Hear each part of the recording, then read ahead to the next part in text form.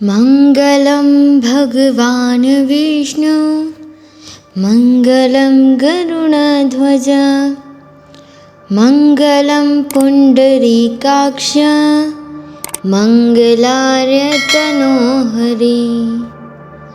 वक्रतुण्ड महाकाय सूर्यकोटिसमप्रभा निर्विघ्नं कुरु मे देव सर्वकार्येषु सर्वदा। बोलो सत्यनारायण भगवान की जय। ओम नमो भगवते वासुदेवाय नमः। सबको सत्यनारायण के रूप में पूजना ही सत्यनारायण की पूजा है। श्री सत्यनारायण व्रत को करने से जीवन में सुख शांति और संतोष की प्राप्ति होती है। सभी तरह के दुख दरिद्रता दूर हो जाती हैं।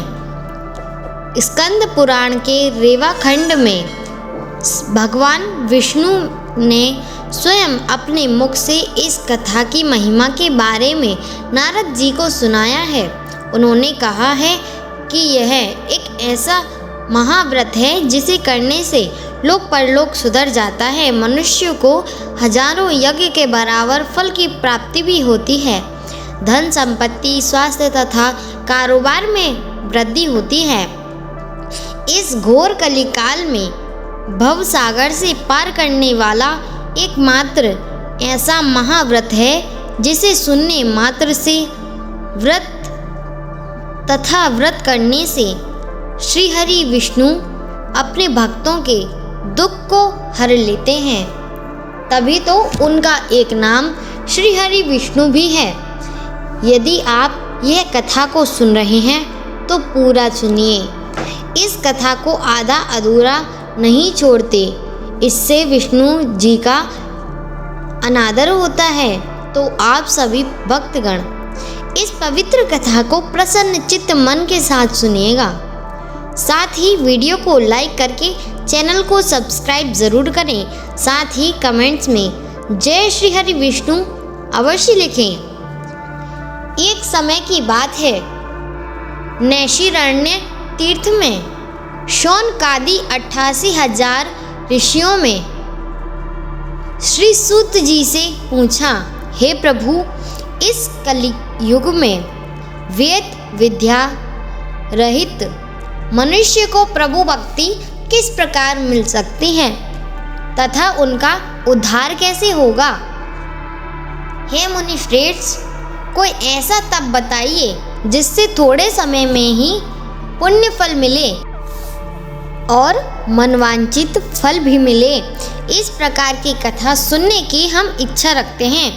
सर्वशास्त्रों के ज्ञाता सूत जी बोले, हे वैष्णवों में पूज्य, आप सभी ने प्राणियों के हित की बात पूछी है, इसलिए मैं एक ऐसा श्रेष्ठ व्रत को आप लोगों को बताऊंगा जिसे नारद जी ने श्री लक्ष्मी नारायण जी से पूछा था और लक्ष्मीपति ने मुनि श्रेष्ठ नारद जी से कहा था। आप सब इसे ध्यान से सुनिए। एक समय की बात है, योगीराज नारद जी दूसरों के हित की इच्छा लिए अनेकों लोकों में घूमते हुए मृत्यु लोक में आ पहुँचे। यहाँ उन्होंने अनेक योनियों में जन्मे प्रायः सभी मनुष्यों को अपने कर्मों द्वारा अनेक दुखों से पीड़ित देखा। उनका दुख देख नारद जी सोचने लगे कि कैसा यत्न किया जाए जिनके करने से निश्चित रूप में मानव के दुखों का अंत हो जाए। इसी प्रकार के विचार पर मनन करते हुए वह विष्णु लोक में गए। वहाँ वह देवों के ईश भगवान नारायण की स्तुति करने लगे, जिनके हाथ में शंख चक्र गदा और पद्म थे, गले में वरमाला पहने हुए थे। स्तुति करते हुए नारद जी बोले, हे भगवान, आप अत्यंत शक्ति से संपन्न हैं। मन तथा वाणी भी आपको नहीं पा सकती।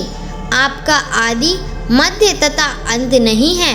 निगुण स्वरूप सृष्टि के कारण भक्तों के दुख को दूर करने वाले आपको मेरा नमस्कार है।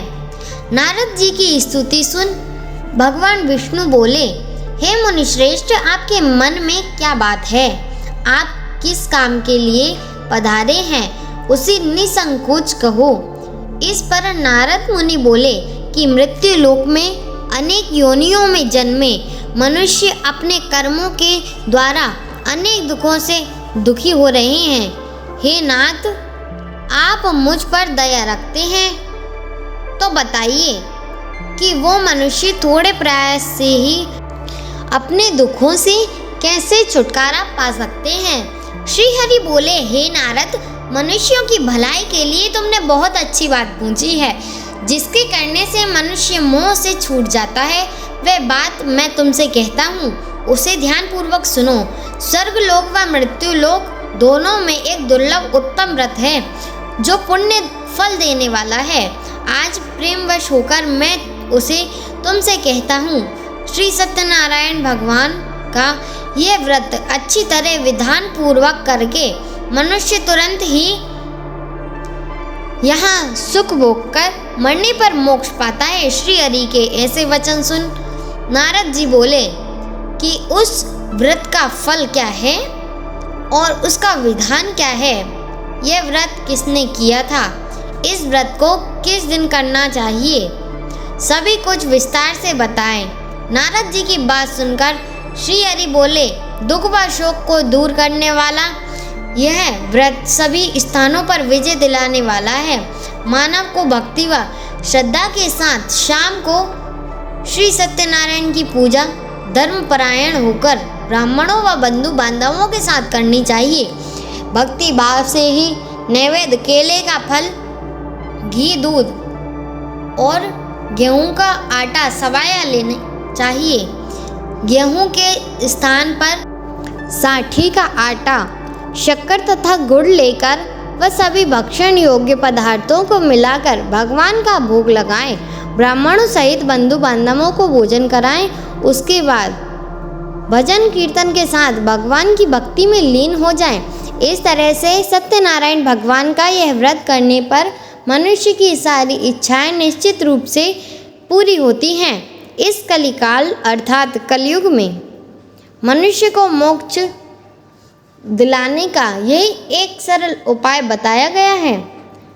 सूत जी बोले, श्री हे ऋषियों, जिसने पहले समय में इस व्रत को किया था उसका इतिहास कहता हूँ, ध्यान से सुनो।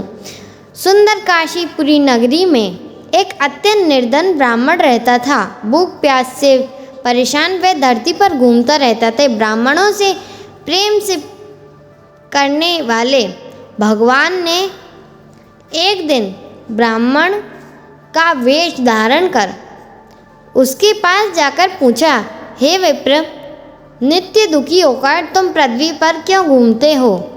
दीन ब्राह्मण बोला, मैं निर्धन ब्राह्मण हूँ, भिक्षा के लिए धरती पर घूमता हूँ। हे भगवान, यदि आप इसका कोई उपाय जानते हो तो बताइए। वृद्ध ब्राह्मण कहता है कि सत्यनारायण भगवान मनोवांछित फल देने वाले हैं, इसीलिए तुम उनका पूजन करो। इसे करने से मनुष्य सभी दुखों से मुक्त हो जाता है। वृद्ध ब्राह्मण बनकर आए श्री सत्यनारायण भगवान उस निर्धन ब्राह्मण को व्रत का सारा विधान बताकर अंतर्ध्यान हो गए। ब्राह्मण मन ही मन सोचने लगा कि जिस व्रत को वृद्ध ब्राह्मण करने को कह गया है, मैं उसे अवश्य करूँगा।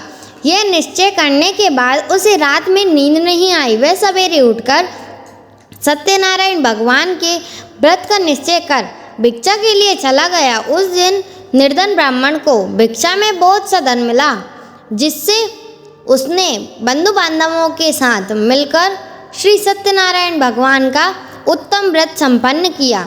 भगवान सत्यनारायण का व्रत संपन्न करने के बाद वह निर्धन ब्राह्मण सभी दुखों से छूट गया और अनेक प्रकार की संपत्तियों से युक्त हो गया।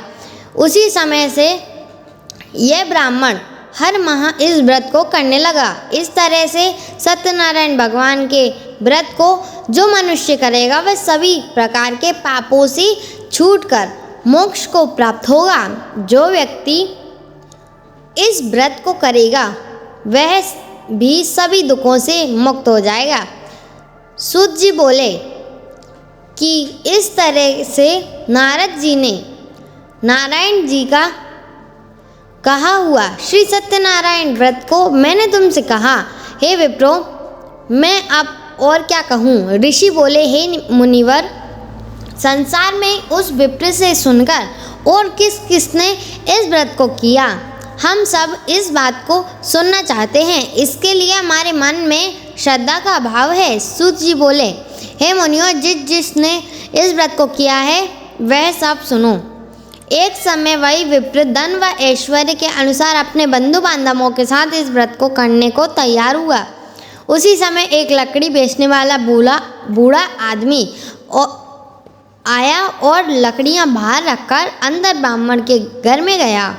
प्यास से दुखी वह लकड़हारा उनको व्रत करते देख विप्र को नमस्कार कर पूछने लगा कि आप यह क्या कर रहे हैं तथा इसे करने से क्या फल मिलता है, कृपया मुझे भी बताएं। ब्राह्मण ने कहा कि सब मनोकामनाओं को पूर्ण करने वाला यह सत्यनारायण भगवान का व्रत है। इनकी कृपा से ही मेरे घर में धन धान्य आदि की वृद्धि हुई है। विप्र से सत्यनारायण व्रत के बारे में जानकर लकड़हारा बहुत प्रसन्न हुआ। चरणामृत लेकर वह प्रसाद खाने के बाद वह अपने घर गया। लकड़हारे ने अपने मन में संकल्प किया कि आज लकड़ी बेचने से जो धन मिलेगा उसी से श्री सत्यनारायण भगवान का उत्तम व्रत करेगा। मन में इस विचार को ले बूढ़ा आदमी सिर पर लकड़ियां रखकर उस नगर में बेचने गया जहां धनी लोग ज़्यादा रहते थे। उस नगर में उसे अपनी लकड़ियों का दाम पहले से 4 गुना अधिक मिला। बूढ़ा आदमी प्रसन्नता के साथ दाम लेकर केले, शक्कर, घी, दूध, दही और गेहूं का आटा ले और सत्यनारायण भगवान के व्रत की अन्य सामग्रियां लेकर वे अपने घर को गया। वहां उसने अपने बंधु बांधवों को बुलाकर विधि विधान से सत्यनारायण भगवान का पूजन और व्रत किया। इस व्रत के प्रभाव से वे बूढ़ा लकड़हारा धन पुत्र आदि से युक्त होकर संसार के समस्त सुख भोगकर अंत काल में वैकुंठ धाम चला गया। सूत जी बोले, हे श्रेष्ठ मुनियों, अब आगे की कथा कहता हूँ। पहले समय में उल्कामुख नाम का एक बुद्धिमान राजा था। वह सत्य वक्ता और जितेंद्रिय था। प्रतिदिन देव स्थानों पर जाता और निर्धनों को धन देकर उनके कष्ट दूर करता था। उसकी पत्नी कमल के समान मुख वाली तथा सती साध्वी थी। भद्रशिला नदी के तट पर उन दोनों ने श्री सत्यनारायण भगवान का व्रत किया। उसी समय साधु नाम का एक वैश्य आया। उसके पास व्यापार करने के लिए बहुत सा धन भी था। राजा को व्रत करते देखकर वे विनय के साथ पूछने लगा, हे राजन, भक्ति भाव से पूर्ण होकर आप यह क्या कर रहे हैं? मैं सुनने की इच्छा रखता हूँ, तो आप मुझे बताएं। राजा बोला, हे साधु, अपने बंधु बांधवों के साथ पुत्र आदि की प्राप्ति के लिए एक महाशक्तिमान श्री सत्यनारायण भगवान का व्रत व पूजन कर रहा हूँ। राजा के वचन सुन साधु आदर से बोला, हे राजन, मुझे इस व्रत का सारा विधान कहिए।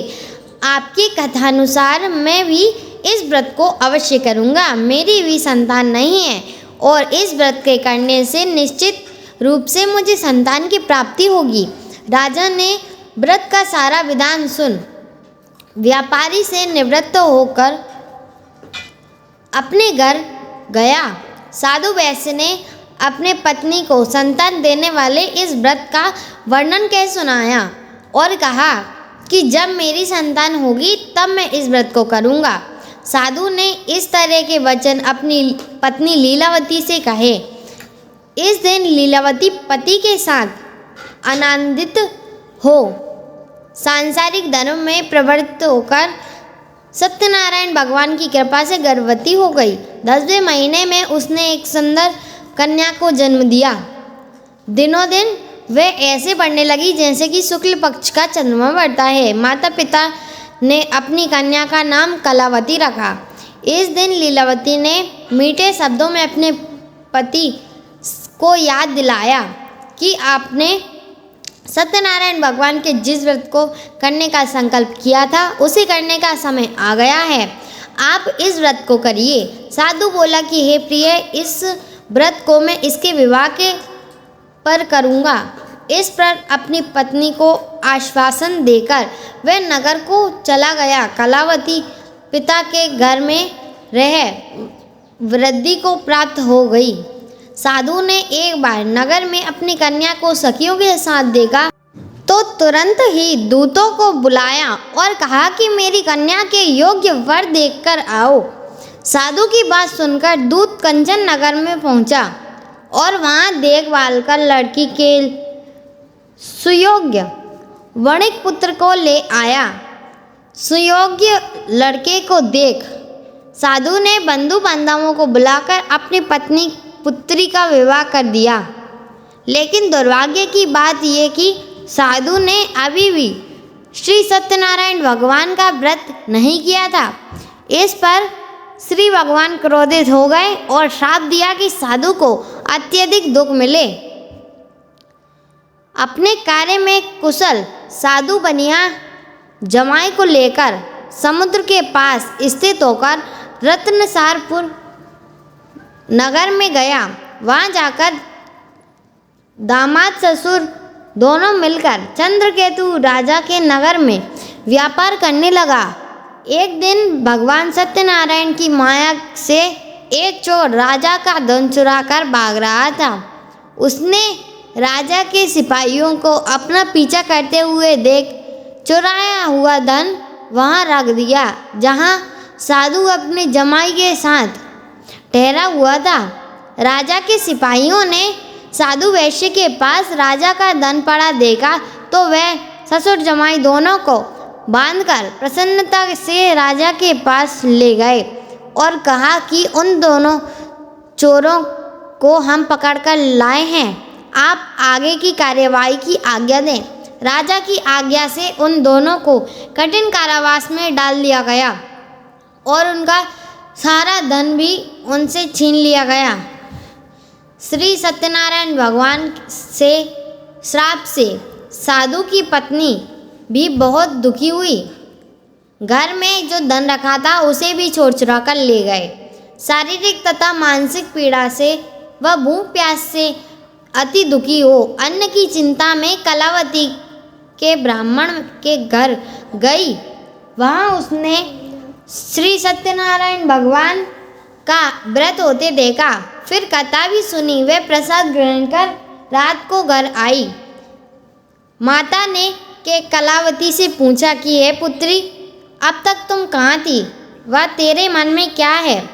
कलावती ने अपनी माता से कहा, हे माता, मैंने एक ब्राह्मण के घर में श्री सत्यनारायण भगवान का व्रत होते देखा है। कन्या के ऐसे वचन सुन लीलावती भगवान के पूजन की तैयारी करने लगी। लीलावती ने परिवार व बंधु बांधवों सहित सत्यनारायण भगवान का पूजन किया और उनसे वर मांगा कि मेरे पति तथा जमाई शीघ्र घर आ जाएं। साथ ही यह भी प्रार्थना की कि हम सब का अपराध क्षमा करें।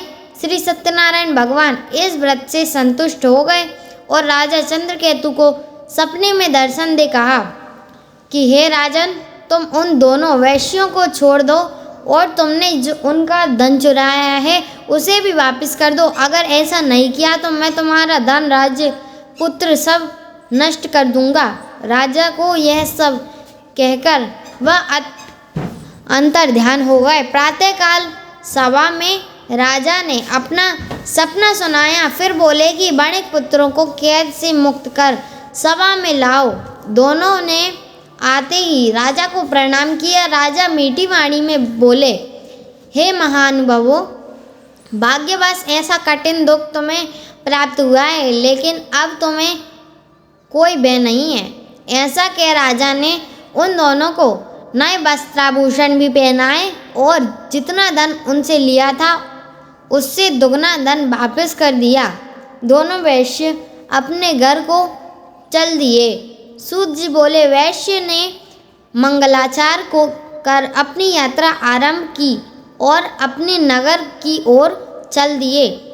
उनके थोड़ी दूर जाने पर एक दंडी वेशधारी श्री सत्यनारायण भगवान ने उनसे पूछा, ये साधु तेरी नाव में क्या है? अभिभावी वणिक हंसता हुआ बोला, ये दंडी आप क्यों पूछते हो? क्या धन लेने की इच्छा है? मेरी नाव में तो बेल व पत्ते भरे हुए हैं। बैस के कठोर वचन सुन। भगवान बोले, तुम्हारा वचन सत्य हो। दंडी ऐसे वचन के वहाँ से दूर चले गए। कुछ दूर जाकर समुद्र के किनारे बैठ गए। दंडी के जाने के बाद साधु वैश्य ने नित्य क्रिया के पश्चात नाव को ऊंची उठती देखकर अचंभा माना और नाव में बेल पत्ते आदि देख वह मूर्छित हो जमीन पर गिर पड़ा। मूर्छा खुलने पर वह अत्यंत शोक में डूब गया तथा उसका जमाई बोला कि आप शोक न मनाएं, यह दंडी का श्राप है, इसलिए हमें उनकी शरण में जाना चाहिए, तभी हमारी मनोकामना पूर्ण होगी। दामाद की बात सुनकर वह दंडी के पास पहुंचा और अत्यंत भक्ति भाव से नमस्कार करके बोला, मैंने आपसे जो जो असत्य वचन कहे हैं उनके लिए मुझे क्षमा कर दें। ऐसा कहकर महान शोकातुर हो रोने लगा। तब दंडी भगवान बोले, ए वणिक पुत्र, मेरी आज्ञा से बार बार तुम्हें दुख प्राप्त हुआ है, तू मेरी पूजा से विमुख हुआ। साधु बोला, हे भगवान, आपकी माया से ब्रह्मा आदि देवता भी आपके रूप को नहीं जानते, तब मैं अज्ञानी कैसे जान सकता हूँ? आप प्रसन्न होइए, अब मैं सामर्थ्यता के अनुसार आपकी पूजा करूँगा। मेरी रक्षा करो और पहले के समान नौका में धन भर दो। साधु वैश्य की भक्ति पूर्वक वचन सुनकर भगवान प्रसन्न हो गए और उनकी इच्छा अनुसार वरदान देकर अंतर्ध्यान हो गए। ससुर जमाई जब नाव पर आए तो नाव धन से भरी हुई थी। फिर वही अपने अन्य साथियों के साथ सत्यनारायण भगवान का पूजन कर अपने नगर को चल दिए। तब जब नगर के नज़दीक पहुँचे तो दूत को घर पर खबर करने के लिए भेज दिया। जब दूत साधु की पत्नी को प्रणाम कर कहता है कि मालिक अपने दामाद सहित नगर के निकट आ गए हैं। दूत की बात सुन साधु की पत्नी लीलावती ने बड़े हर्ष के साथ सत्यनारायण भगवान का पूजन कर अपनी पुत्री कलावती से कहा कि मैं अपने पति के दर्शन को जाती हूँ, तू कार्य पूर्ण कर शीघ्र आ जा। माता के ऐसे वचन सुन कलावती जल्दी में प्रसाद छोड़ अपने पति के पास चली आई। प्रसाद की अवज्ञा के कारण श्री सत्यनारायण भगवान रुष्ट हो गए और नाव सहित उसके पति को पानी में डुबा दिया। कलावती अपने पति को वहां ना पाकर रोती हुई जमीन पर गिर पड़ी। नौका को डूबा हुआ देख वह कन्या को रोता हुआ देख साधु दुखी होकर बोला कि हे प्रभु, मुझसे तथा मेरे परिवार से जो भूल हुई है उसे क्षमा करें। साधु के दीन वचन सुनकर श्री सत्यनारायण भगवान प्रसन्न हो गए और आकाशवाणी हुई, हे साधु, तेरी कन्या मेरे प्रसाद को छोड़कर आई है, इसीलिए उसका पति अदृश्य हो गया है। यदि वह घर जाकर प्रसाद खाकर लौटेगी तो इसे इसका पति अवश्य मिलेगा।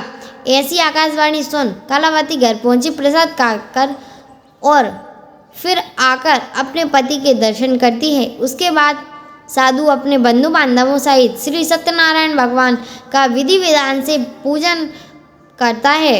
इस लोक का सुख भोग कर वह अंत में स्वर्ग जाता है।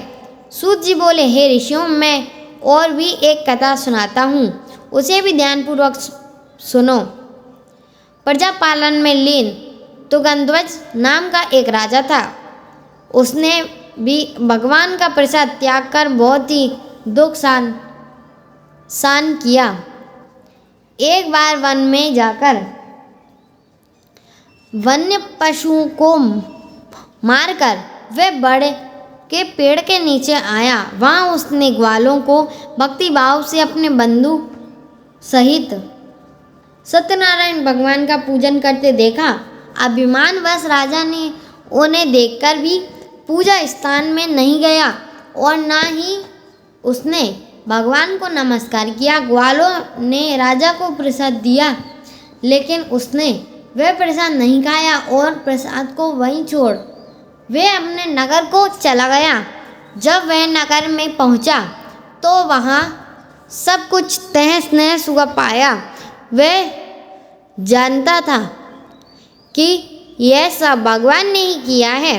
वह दोबारा ग्वालों के पास पहुंचा और विधि पूर्वक पूजा करके प्रसाद खाया तो श्री सत्यनारायण भगवान की कृपा से सब कुछ पहले जैसा हो गया। दीर्घ काल तक सुख भोगने के बाद मरणोपरांत उसे स्वर्गलोक की प्राप्ति हुई। जो मनुष्य परम दुर्लभ इस व्रत को करेगा तो भगवान श्री सत्यनारायण की अनुकंपा से उसे धन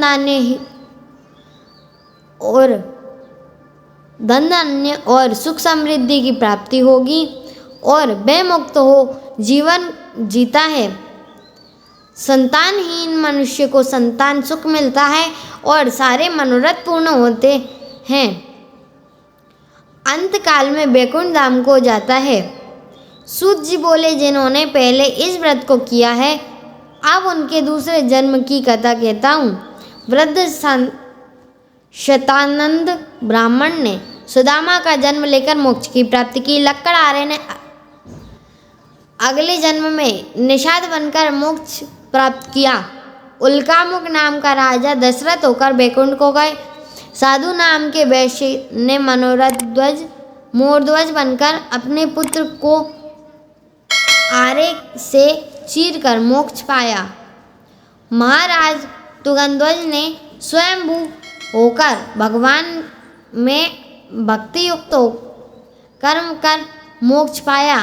प्रिय भक्तगणों, उम्मीद है आपको यह कथा बहुत पसंद आई होगी। अगर आप इसी तरह की पौराणिक व्रत कथाएं सबसे पहले अपने मोबाइल पर पाना चाहते हैं तो चैनल को सब्सक्राइब करके वीडियो को लाइक ज़रूर करें और कमेंट्स में जय श्री हरि विष्णु अवश्य लिखें।